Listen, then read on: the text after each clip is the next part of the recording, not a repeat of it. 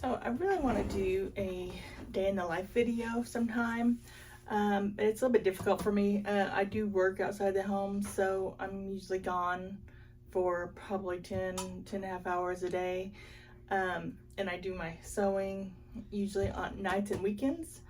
So I thought I'll just kind of chat with you while I'm getting ready for binding. I'm doing some wall hangings for my rooms, and I thought I'd just take you along with me while I do some binding on my one of my wall hangings, and I'll show you what I'm doing.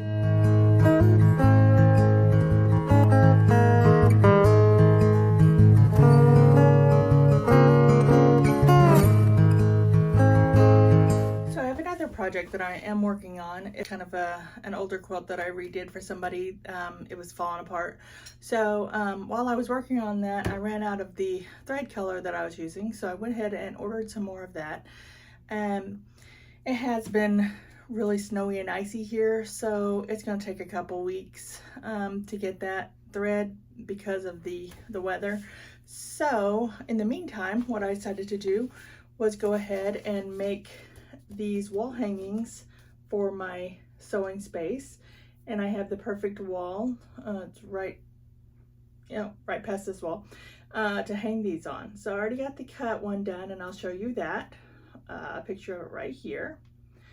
And now I'm working on press. I've got that done. I'll show that to you just a second. Okay, so here's the wall hanging. Already got it done, but I do need to bind it. So I thought I would show you how I do my binding. That's a little bit different than what you normally see, but it's just easier for me. The regular way to bind, I love it. I've done it before, and it looks nice, but I get a little bit confused sometimes whenever I'm trying to figure out, okay, how do I make it so where it doesn't twist on me, things like that. So I just found an easier way to bind, and I'll show you that. Wouldn't be good to do my way of binding if you're going to put a quilt in a show or anything like that. I think I've never done that before, but I think they dock points for you if you do that. So, but it's good if you have your own projects that you're working on. It's just easier way of doing it. It's a pattern from Lori Holt, Be in My Bonnet, as you can see here. That's her website. And I'm using scraps from, I had gotten a kit. I actually made a quilt for me, and I put it on my bed on one of her designs, and I'll show you a picture of that up here as well. And I had a lot of scraps left from the kit. I thought that'd be perfect to use for these wall hangings, so I'm going to go ahead and like I said, I've done one, and I'm working on this other one, and I'll take you with me while I work on the last two here, and I'll show you how I hang those on the wall. I use my AccuQuilt Go to cut out my binding strips, and this is my go-to. If you get an AccuQuilt, my go-to, your number one die that you want to get is the 2.5 inch strips. This is or whatever size you use for your binding. You know, some people use 2 1/4. I use 2.5. So that's the die that I got, and it's been well worth the money for this because I use it all the time. I'm gonna go ahead and cut out my strips using my AccuQuilt, and then I'll get to sewing them on my wall hanging. There are, on this die, there is a marking up here at the top, and there is a marking at the bottom here. That's where you want to put your fabric, so that it will cut evenly and correctly. And then, like I said, I'm just using scraps from when I did my other quilt, so I'm just gonna go ahead and use those. I'm gonna keep the self edge on here because the AccuQuilt will cut that off for me, so make it nice and straight.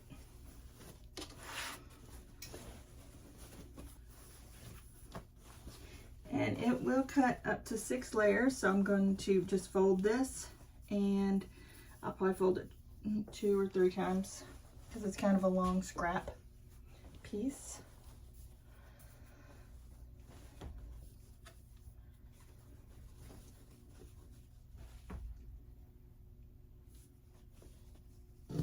just want to make sure that I keep everything straight and make sure that it is. Okay. And I don't need much for this wall hanging. It's pretty small. Turn it on and I just stick it in here. And it runs it through. Here's one strip. That's a perfect 2.5 inch. And I got a couple strips out of it. So that should be enough for my wall hanging. Okay, so what I'm going to do is go ahead and join these together. Like I said, I won't need much of one, but I do need another one. So what I normally do to join them together is I do a diagonal stitch here, and I put right side up for the first one, and then I'll put right sides down on the second one, put them right sides together. I'll kind of line them up with the edge here, and I will show you like this. You want them lined up here, and normally line it up with the edge, it's crooked, so I'm gonna end up cutting off that edge anyway, so I kind of scooted it over a little bit just to make sure that I line up with this edge.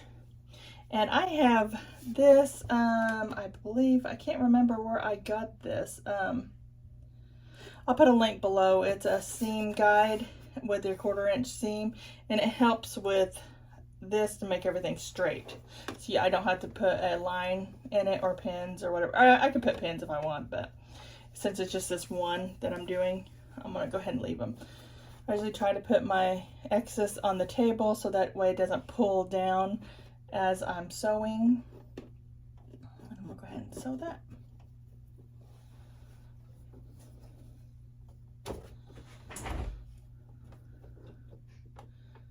So I'm making sure that my line here on my foot, I put my needle in the center, and I have this little indent in the foot that I'm lining up my corner with, and I'm lining up my other corner with my middle seam on my tape, and that's how I know that it's going to be straight from corner to corner.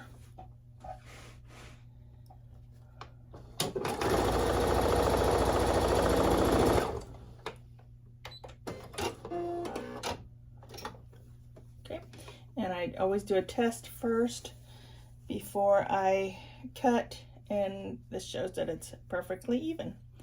So I could have made it to where those match, but it doesn't. Like I said, this is gonna be like a wall hanging for my space, so it's no big deal. So I'm gonna go ahead and cut those off. You can use your rotary cutter for this, or I usually just use my scissors and just try to go with a 1/4 inch.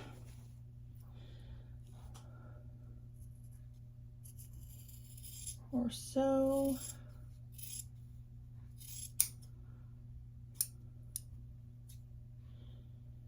And this one, since I went over a little bit, I need to cut off this little like dog ear type things.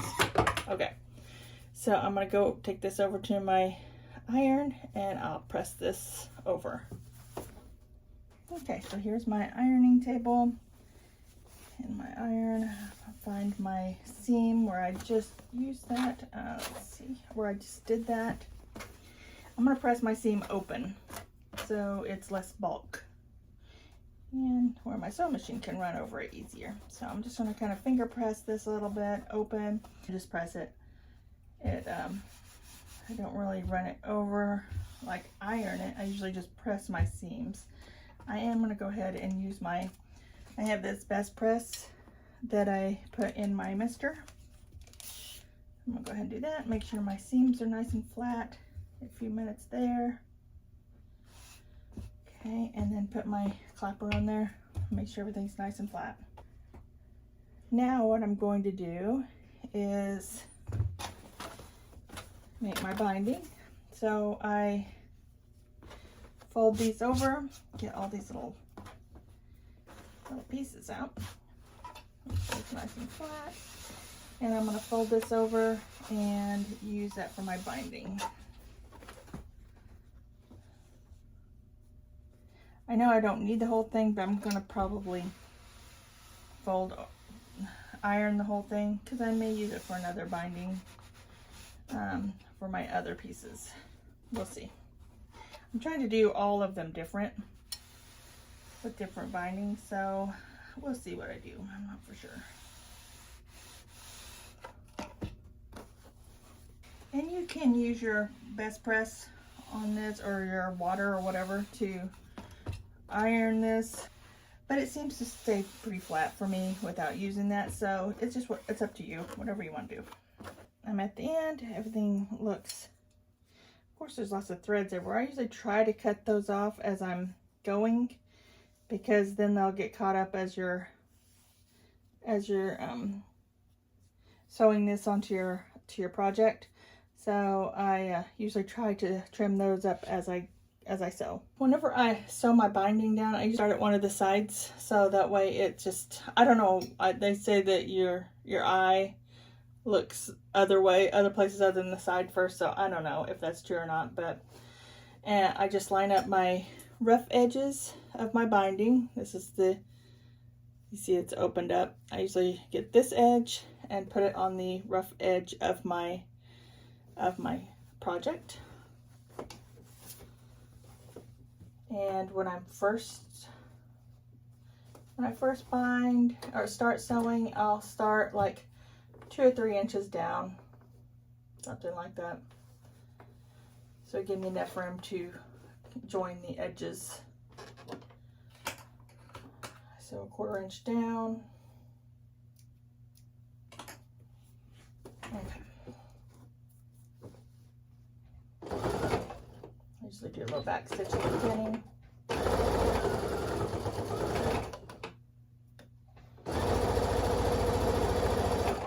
You can also pin or do your clips on your binding. I don't do that. I just kind of leave it draping over me while I'm working on it.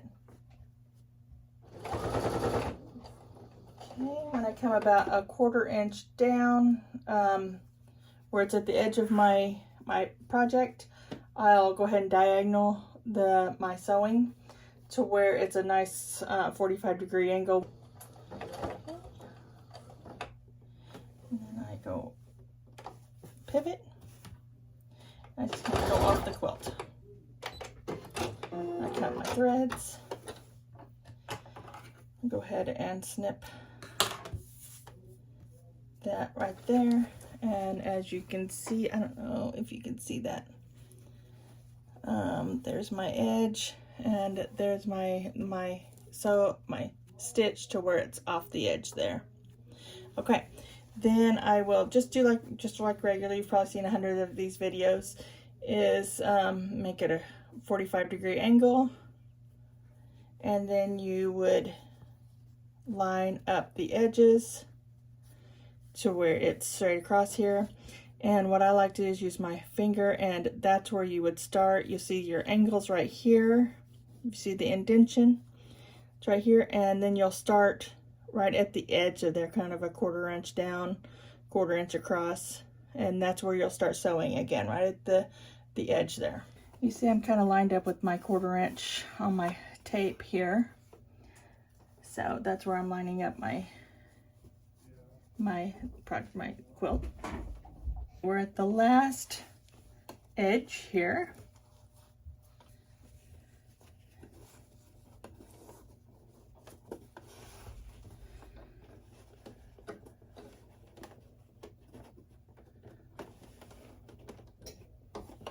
Okay, so what I will do is sew about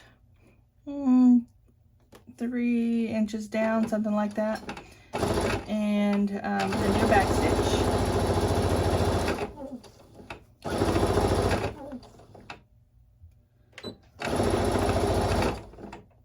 And cut my thread, and now I'm going to finish it up. Okay. So this, I have way too much right here. So I'm going to cut this first before I do anything. And probably cut it to about right here, something like that. Just give me some less to work with. Put this to a side. Okay. So what I do, how I do my binding, which like I said, it's a little bit different than others, but it's just easier for me. What I do is I line them up like this. I make sure it's nice and flat to know that that is going to be flat across the my quilt. And then I put those together. So I have these two. I'm just going to kind of put them together to where they're kind of sticking straight up there. And then I will use my fingernail, or I'll get a pin, which I'm going to go ahead and do that now. And I'm going to pin that to where I know where to sew. So let me go ahead and pin it, and then I'll show you what I mean. So this is straight across. Make sure everything is nice and straight. And I pinned that, so I know that I'm going to sew right here, because that's at the very bottom here, to where I know that that's nice and flat once I sew it together. So we'll go ahead and put this here. I'm going to line it up to where my little indentation on my foot is with where my pin is. I'm going to go ahead and take my pin out and put the presser foot down, and I'm just going to sew straight across. Okay.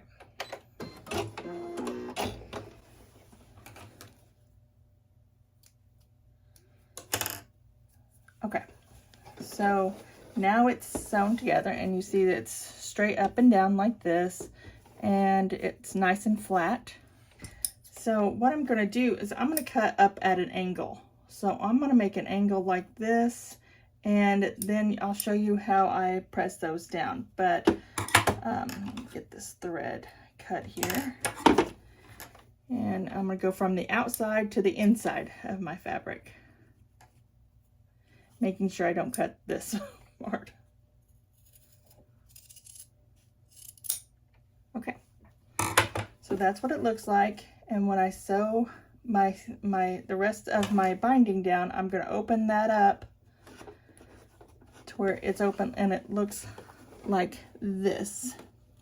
I'm going to open it up. So I'm going to go ahead and sew that down, the rest of it down.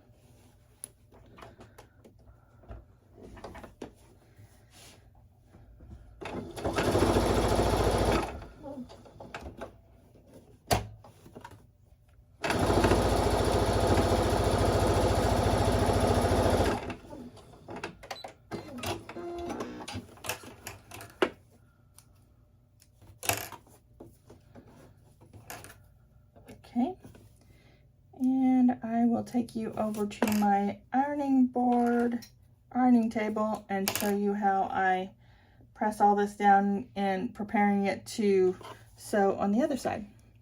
So I'm at my ironing table, and I am going to go ahead and press these down. I do have my clips. You can also glue your binding down. Preparing it to sew, and I've done that before, but this is so little that I'm just going to use my clips. I brought my little nippers here just in case I need to snip off some threads, like this one right here. Okay, so first thing I'm going to do is iron down this little flap that I made, and I will kind of turn my corners in so it doesn't show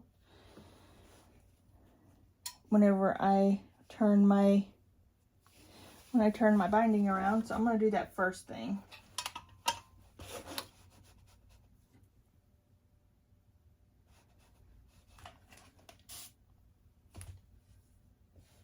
And put a little best press on it just to make sure that it's down. And this is what it looks like. Oops. Let's see, it's right here before I sew it down.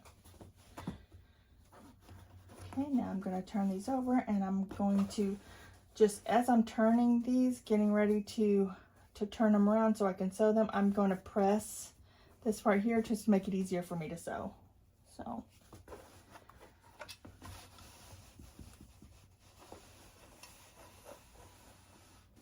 okay. So I'm going to turn those in under to the back of my quilt, and I'll just put a clip in here, and I'll do that all the way around. what I do for the corners is I make my edge like this, and then I'm working on this part here, and I just kind of put them down to make a 45-degree angle, and then I just put a clip in here just to hold it, so where whenever I sew over it, it's going to be nice and straight and with an angle. Okay, now that that's all clipped and ready to go, I will show you how I sew that onto the quilt, and then I'll be done. What I like to do when I sew around the quilt is, and this is why I like to have a 2.5 inch strip, because it just makes it easier to find the edge here. I sew just at the edge of this, and I don't hand sew, so I just use my machine, and I just sew at the edge of my binding right here, and it will go to the back, and I'll show you the back when I'm done with it as well. So I'm just going to go ahead and go around there on the edge.